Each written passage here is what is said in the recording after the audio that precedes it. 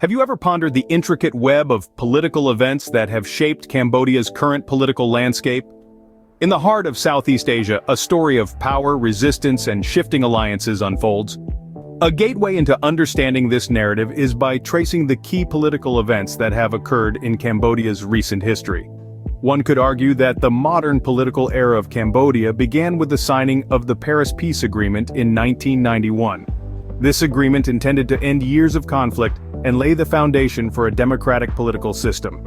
However, the democratic dream started to fray at the edges as the ruling Cambodian People's Party, in the more recent past, 2023, witnessed an event that sent ripples across the international community. Opposition leader Kem Sokha was sentenced to 27 years on charges of treason.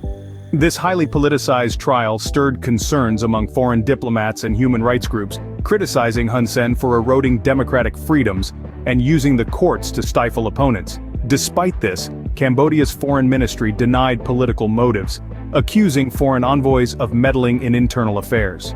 The timeline of these events paints a picture of a political system in flux, marked by the struggle for power and influence. The story of Cambodia's political journey is a testament to the resilience of its people and the complexity of its politics. In summary, the key points discussed include the signing of the Paris Peace Agreement in the early 90s and its subsequent violations, the dissolution of the main opposition party, the controversial election in 2018, and the recent sentencing of opposition leader Kem Sokha in 2023. These events have shaped Cambodia's political landscape, raising questions about the future of democracy in the country. As we look ahead, the political trajectory of Cambodia remains a compelling narrative to follow.